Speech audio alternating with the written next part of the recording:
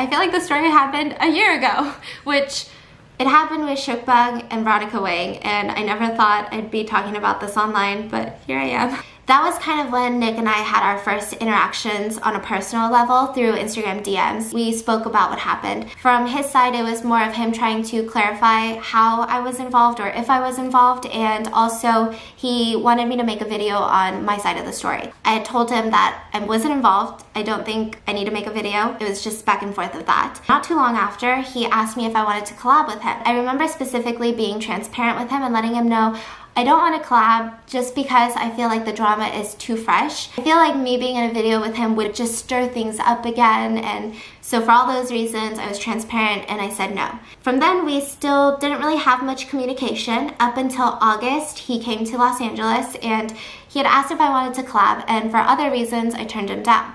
Now at this point I was like, you know, I still feel like I want to meet him in person. You know, if he's in LA, I also felt like I turned down 2 collabs, like let's meet. So I had set up this dinner with me, Zach, and Nick at Hot Pot. Honestly, immediately going in, I was nervous. I definitely had a guard up because I was like, oh, anytime we've talked before, he's just been asking nonstop about Veronica. And so I even went in with this gift of like a bottle of champagne and these macaroons because I wanted him to know that like, hey, I didn't say no to you in your collabs because I don't like you, you know? And so immediately when I met him, I could probably say that I was kind of taken aback by how comfortable he was. He just kept saying like, yeah, that's online. You can trust me. Hopefully you can trust me now. I do. Yeah, you do. Yeah, I do. Good. We started filming the noodle mukbang. We sat down, he was in the middle of us, and we started eating these nuclear noodles. And the first 30 minutes, honestly, they went amazing. And I remember thinking to myself, damn, that car ride was important because like we were honestly having a really, really good time for like the first half.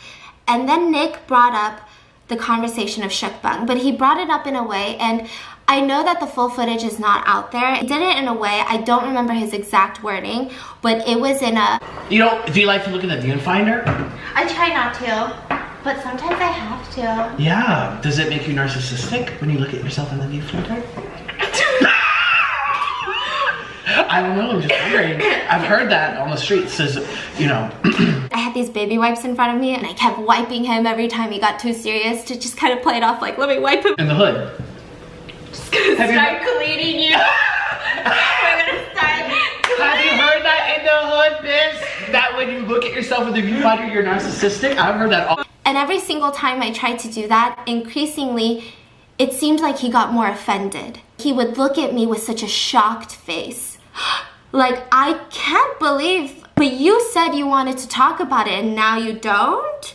Almost like, how dare you? You said you wanted to talk about it. And I just remember I kept trying to put it off. I kept trying to show him I'm uncomfortable. I kept trying to lighten the mood with jokes and give all of us an out of this conversation without ending it awkwardly. But it was just rapid fire, and it increasingly went from Shookbang, maybe the first 2 sentences, into Veronica. And then instead of asking me any more questions, he started twisting my words. And he started saying things like, if only you guys knew what she told me. I would never tell you guys what happened because she shared it with me in private. She trusts me with these things. But if you only knew. When I heard, when you sat down with me. And I remember this one part where I freaked out because he said, she is such a strong woman to me. As if I had endured something so horrendous by Veronica. And I almost was like, shoot, do I say like, oh, whoa, it's not that serious. Like, all I did was go pick up hair dye with her, you know? In and out of sleep. In and out, in and out. Hopefully you can trust me now. I do. Yeah, you do. Yeah, I do. Good. Whole Me Too movement. Hashtag Me Too. And so you just feel like you're not talking to the same person anymore. And he didn't care what I wanted to talk about. He didn't care how I felt. It went on for 30 minutes. And it just felt so personal. I was in this space at this point where I felt like anything will be used against me, and I felt like anything I say, even Nick's stop, he would use it and make an exposing video or threaten me with it. I don't know. I was just scared. Whoever I knew wasn't here anymore. I just felt like it wasn't the same Nick I knew. For some reason, the thought of texting Nick at this moment, because I had missed calls and missed text messages from him, gave me this like I started getting very short of breath. So I washed my face, and around 3:20 I texted them, and I'm just gonna go through just the whole thread of text messages. And so I texted them at 3:29 p.m. and I said, "Hey guys, sorry I've been in and out of sleep all afternoon after staying up late after getting back. I don't think I'll be able to film any collabs today. I'm feeling really sick, and I realized I had a few sponsors due before year end that are really time sensitive. I'm so sorry. I hope you guys understand, but I'm really happy that we knocked some out yesterday." And I put my phone down, I put it on silent, and these are the next messages I got. "You just now realized? Stephanie, I have been sitting here for 5 hours. When you were going in and out of sleep, you should have picked up the phone and given me a call, not leave me hanging. You didn't like it when Veronica did that to you. So no, I'm sorry, I do not understand." I texted him back, "I am so sorry for making you feel that way. I sincerely apologize. I was so drained and slightly out of it this morning, and I'm so upset I didn't call you back earlier because I would never want you to feel like I don't respect your time. Again, I'm truly sorry. And out of respect for our developing friendship, I do want to be transparent and let you know I was uncomfortable with yesterday's video. I'm so sorry if I let you think or miscommunicated in any way that I wanted to talk about Veronica, but I truly did not. I mentioned that I wouldn't mind addressing you and me as it pertains to Shookbang, that neither of us had any hard feelings towards each other after what happened. And I did give you my perspective on what happened when we hung out, and I felt as if it was misrepresented in the video. I've mentioned to you many times that although Veronica and I aren't friends, and I am hurt or annoyed by some things that happened between us, I have absolutely no ill will towards her, and I feel some compassion for her situation since I've gotten to know her prior. Again, I understand this is your video, and I respect your feelings about the situation, but this is how I feel. Again, I'm sincerely so sorry for not getting back to you in time this morning, and I hope you enjoy the rest of your stay, and I am so sorry for this morning." He texted me back, "Then why did you tell me at your house that you wanted to address it on my channel? Also, why are you texting this to Zach? I messaged you privately." And I responded, "I want to address the issue here since all three of us were in the video, and I also owe Zach an apology for this morning and not keeping him updated on the schedule. I'm so sorry for any inconveniences I've caused. Again, from the bottom of my heart, I'm so sorry if I made you feel that way. I wanted to let you know because I didn't know that there was a gap of miscommunication and understanding between us till the middle of that video we were filming. I was okay with talking about Shookbang as it pertains to just you and me. Again, I apologize for any misunderstanding there could have been. I hope you enjoy the rest of your stay, and I'm so sorry again for this morning as well." He responded with, "You already talked to Zach this morning, but ignored me for 5 hours after that. Don't play games." I texted it back and I said, "Again, I'm so sorry if there was any miscommunication and if I made you feel that way. I wanted to take this time to clarify miscommunication about the video because I didn't know there was a gap in understanding till the middle of filming the video. And to apologize for this morning, I truly am so sorry. I know that I impacted your schedule today and I'm so sorry about that." He said, "Awesome. So which day would you like to reschedule for?" And I responded, "I know that you're in LA for only a couple more days and have a lot scheduled, and I'm so sorry for today. Sorry. I do have to get back to you since I do have approaching deadlines, and I know my fiance already had things planned for me and the doggos for the holidays. Again, I'm so sorry for today, and I hope you're able to enjoy the rest of your day." And he responded with, "Literally at any point in this conversation, you could have resumed with our videos planned for tonight. Please talk to me. Zach told me he wants to be left out. I reached out half a dozen times already. Please talk to me there." The text messages that he sent, "Please give me a call. I got your group message, but it would be nice to talk to you here. Can you give me a call, please? I haven't heard from you personally since yesterday, and I feel we need to chat. You only message things to the group chat, but not to me here. This is going to be my last time reaching out for the evening. I'm feeling hurt. Please talk to me, not through Zach. Talk to me, not through Zach." I also had 8 missed calls, some of them FaceTimes from Nick at the time. And later on, after all of this, there were some Instagram posts and stories that were made that I didn't know, but they were made while this conversation was happening. And the first is his Instagram post that's still up right now as of filming this, and I'm gonna put it right here. And it says, "I'm this effing close to making an exposing video. Should I? What the F is wrong with people? So rude, so self-serving, and inconsiderate." And then he posted a story with a black screen, making some tea, you guys. You won't believe the audacity people have, but I have lots of receipts and audio clips. Every time he texted me or called me, I feel like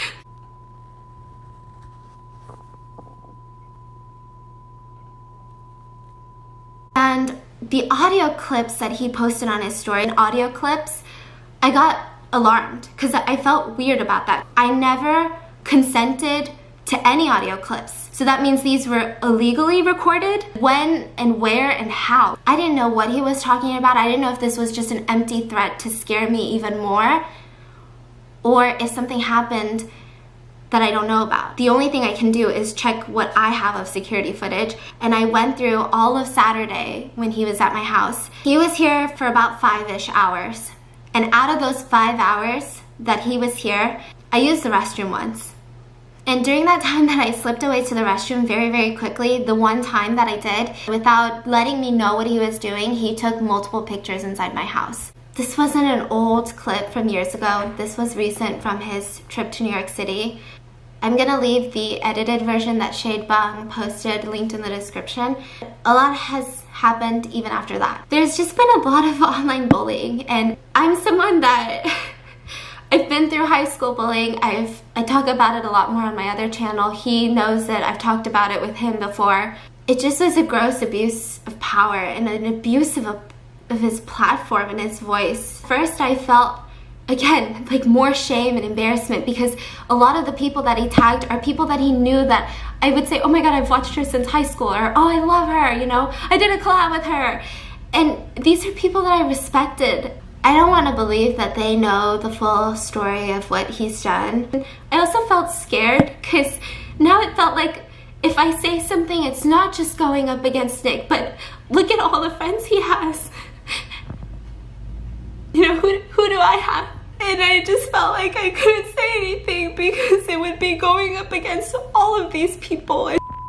I was telling them a story about someone who, something happened, someone did something to me, and there's just a lot that broke my spirits. Or I'm gonna get what I want.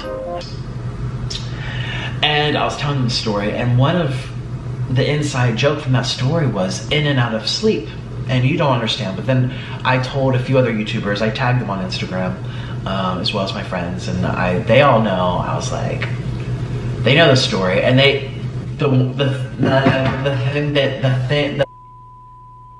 the major thing that they take away from that was the in and out of sleep. In and out of sleep. I've just been in and out of sleep, and I don't know what's going on, but you know, I got things to do. I got things to do. Have you been in and out of sleep? I'm in and out of sleep. Oh my gosh. In and out of sleep right now. They're like, what the f? That is the most obnoxious, bizarre thing they've ever heard. Like, what the f?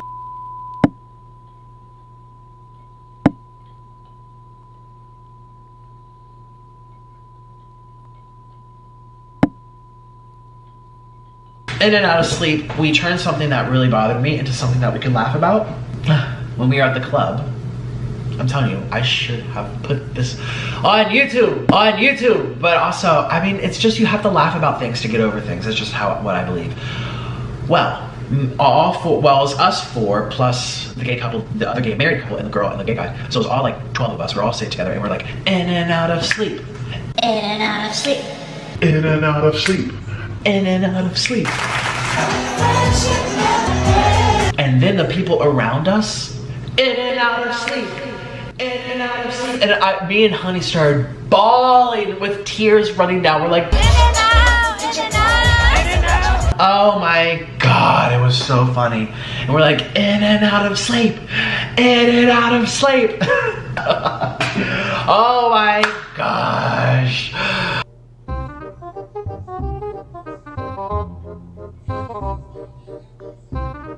And I know that in a lot of instances where bullying like this happens online, most of the times the bully will say, it's a joke. They can't take a joke.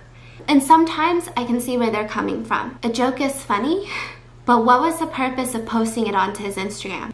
I don't think that anyone who didn't understand the story would find it that funny. Oh, in and out of sleep, like maybe food coma. But I don't think he posted it because it was just a knee slapper. Like, ha, so funny. I want everyone to laugh because it's such a funny joke. I truly think that the only reason he posted it was for me to see it. And was for me to see that. And this is kind of when I learned what was happening to me, and that gave me a lot of clarity.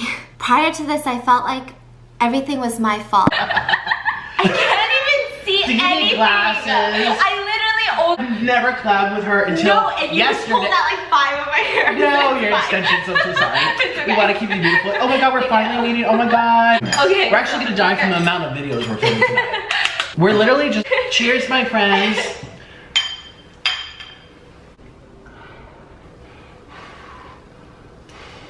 Are you for real? We're like taking big shots, and she's this is Stephanie Soo. This is Stephanie Soo. I'm not trying This to is call Stephanie. you. Listen, I'm not trying to call you out on your own channel. Here we go. Because honestly, that Here we go. One noodle. I'm not trying to call you out on your own channel, but it is a little.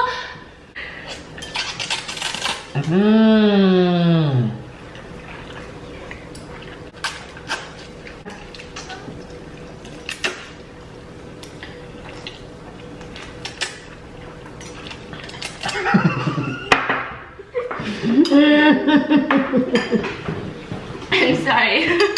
Does it make you narcissistic when you look at yourself in the new filter? I don't know, I'm just wondering. I've heard that on the streets, says, you know, in the hood. Have you start cleaning you? We're gonna start cleaning. Have you heard that in the hood, bitch? That when you look at yourself in the viewfinder, you're narcissistic? I've heard that all over the hood. No, I don't want to get diabetes. No, I try to stay away from sugar. Well, if we just talk a lot, we can eat one. They'll never notice. Let's just like start wearing them as rings. He proposed. Okay, so yes. What did you want to share? Or do you change your mind now? Listen, all my videos, I ruined all those dreams. I just feel like you said you wanted to talk to your viewers with me here, because you never talked to any of your viewers, and they kind of. Okay, so I guess like the thing that I would clear up is that a lot of people think that I didn't like you after those videos. Okay, and did they say that? Oh, I didn't see them. Yeah, so I guess it kind of like made it seem like because of those videos, and then we didn't publicly talk to each other, like post like pictures or videos until way after when we met like a couple months ago. Like a year later. Yeah, so during that time period, people thought that maybe we didn't like each other at all. Okay. Because of those videos. So, okay. I mean, I didn't feel that way though. Okay. Did you feel that way?